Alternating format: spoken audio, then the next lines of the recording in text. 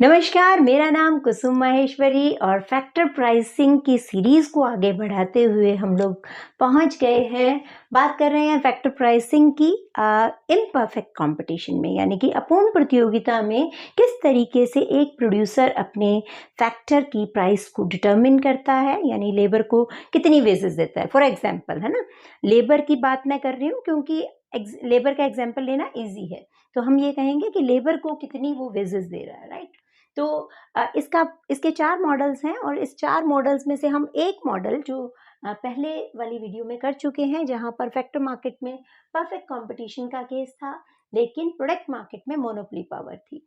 लेकिन second model में हम बात कर रहे हैं कि अब जो फैक्टर मार्केट में भी उसके पास क्या है, मोनोपोलिस्टिक पावर है। यानी कि वो मोनोपोलिस्टिक का मतलब क्या होता है कि सिंगल बायर है। यानी आप ये कह लीजिए कि मान लीजिए कि आपके एरिया में एक ही यूनिवर्सिटी है और उसी यूनिवर्सिटी में आप पीएचडी कैंडिडेट हैं, आपने पीएचडी किया है, रिसर्च की है, तो आप उसी ही यूनिवर्सिटी में एम्प्लॉय हो सकते हैं। यानी कि वही यूनिवर्सिटी आपको जो है आपकी एम्प्लॉयर रहेगी।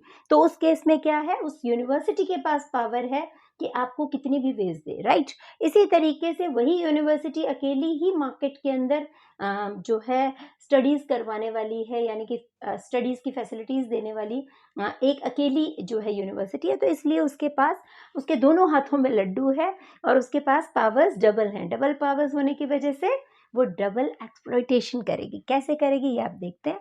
तो सबसे पहले वन वेरिएबल फैक्टर केस ले रहे हैं। मैं आपको बता दूं कि ये हमने कॉट्शनिज्म से किया है और ये रादर आप इनफेक्ट ये पूरा का पूरा चैप्टर ही जो है वो कॉट्शनिज्म से ही है मैक्सिमम।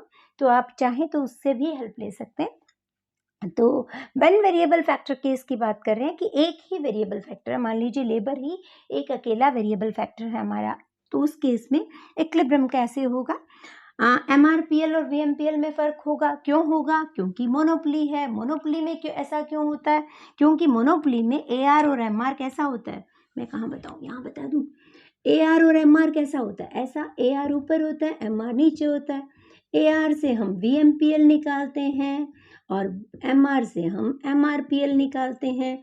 तो इसलिए ये ऊपर ये नीचे होगा। तो एमआरपीएल आपका नीचे है तो वीएमपीएल क्या होगा, उससे ऊपर होगा, राइट। ठीक।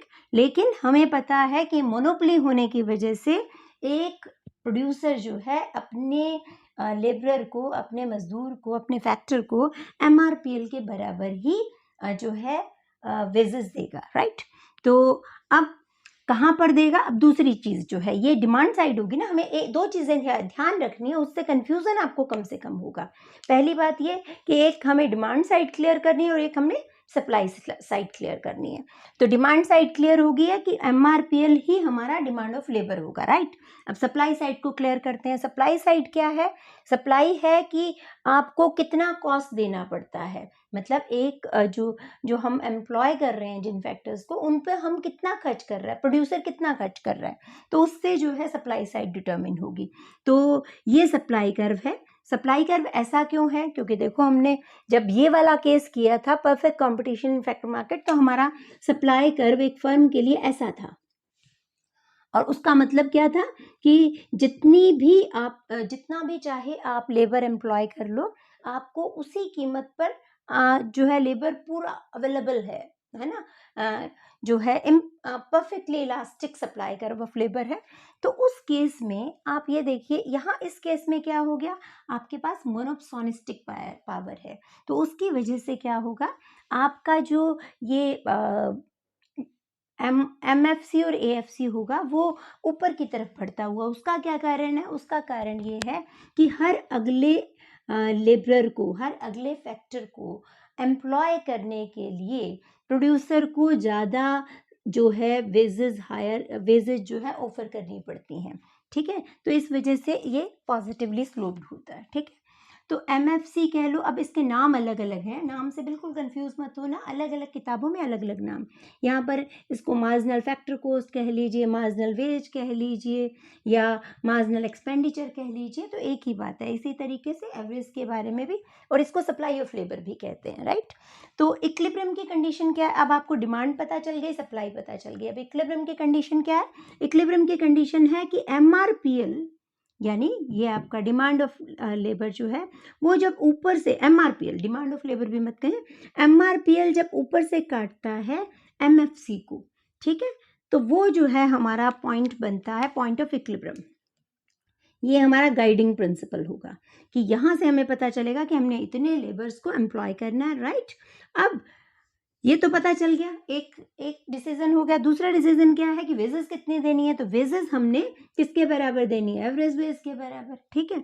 तो एवरेज वेज कहाँ पर है, जहाँ पर ये वाली लाइन इस वाली लाइन को कट करती है, तो ये हमारी वेजेस होगी, ठीक है।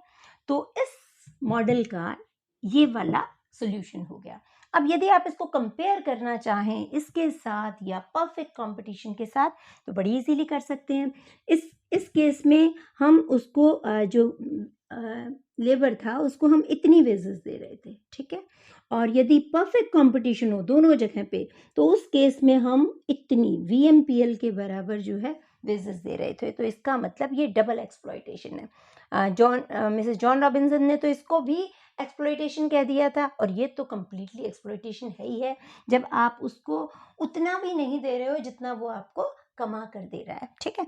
तो इस वजह से ये आपका इक्विलिब्रियम बन गया। अब यदि मान लीजिए हम एक और केस कर लें कि more than one variable factor हो, यानी कि कैपिटल भी वेरिएबल है, टेक्नोलॉजी भी वेरिएबल है, तो उस केस में क्या करना होता है, सिंपली आपको law of equi marginal utility की तरह ही आपके ने क्या करना है, इनके रेशियोज को इक्वेट करना है। ये है लेबर ने आपको क्या कमा के दिया, ये कैपिटल ने क्या कमा के दिया, यानी कि जितने फैक्टर्स हैं उनकी आपस की रेशियो और उनको जो हम दे रहे हैं उनकी रेशियो। या फिर इसको आप इस तरीके से कह दीजिए कि लेबर ने आपको क्या दिया कमा कर, और ये जो है उसको आपने क्या दिया, ये रेशियो और ये रेशियो बराबर होनी चाहिए इक्विलिब्रियम कंडीशन में, तब जो है आपका फर्म जो है वो कम से कम कॉस्ट पर ज़्यादा से ज़्यादा आउटपुट प्रोड्यूस कर पाएगी। तो ये आपका सेकंड मॉडल का सल्यूशन है। होप आपको समझ में आया। तो यदि समझ में आया तो लाइक कीजिए, और कमेंट तो आप हर पोजीशन में कर सकते हैं। खुश रहें, देखते रहें और ध्यान से पढ़ते रहें।